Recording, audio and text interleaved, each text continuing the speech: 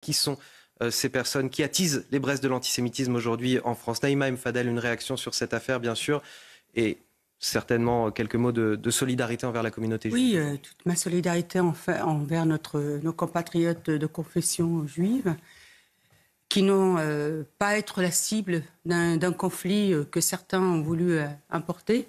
Vous savez, je suis de confession musulmane et moi j'ai toujours connu les rapports extrêmement fraternels avec la communauté juive depuis toujours, malgré qu'il y avait effectivement le conflit israélo-palestinien. Et moi je regrette, je vais vous le dire comme je le ressens et avec émotion, que les autorités du culte musulman ne se positionnent pas et qu'ils sont dans un silence assourdissant. Je ne le comprends pas.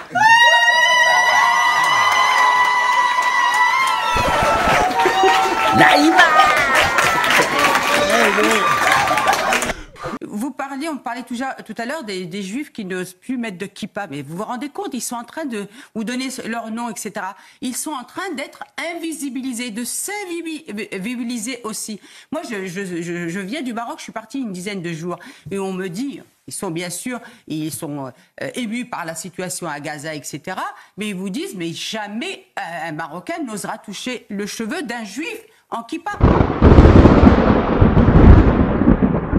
Et je vois des personnes en kippa se promener au Maroc. Donc vous voyez, ça veut dire que l'État peut mettre en place un cadre pour qu'on n'ose pas commettre des exactions contre nos compatriotes de confession juive. Ah bon. Non, pour revenir au sujet qui est malheureusement bien plus triste, je voulais faire deux observations. La première, c'est concernant les musulmans, du moins les Français de confession musulmane qui soutiennent leurs compatriotes de confession juive. Malheureusement, pour beaucoup, ils sont soumis à des pressions, soit familiales, soit extérieures, qui sont très importantes. Je pense par exemple à l'imam Chelgoumi. Quand on voit malheureusement dans notre pays l'imam Chelgoumi qui a fait un iftar de la paix qui était magnifique, avec un discours républicain magnifique, appelant à la paix, à la concorde, est obligé d'être sous protection policière et que le soir de son iftar, vous aviez pratiquement plus de policiers que de participants.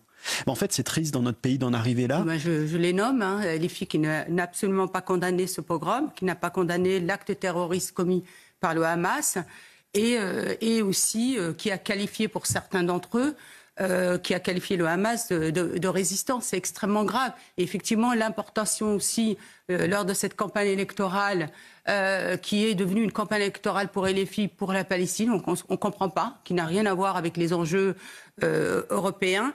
Tout ça fait mal à l'ensemble des Français, quelles que soient aussi nos origines, et fait mal aussi aux personnes de confession musulmane qui vont être amalgamées parce que, malheureusement, il y a des personnes de confession musulmane qui sont dans cet antisémitisme. Et maintenant, à la fin de mes jours, je vois la France déchirée par cet antisémitisme qui me crève le cœur, cette méchanceté.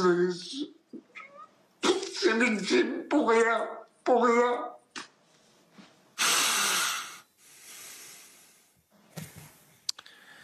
C'est mananana, mananana, mananana, mananana, c'est malala,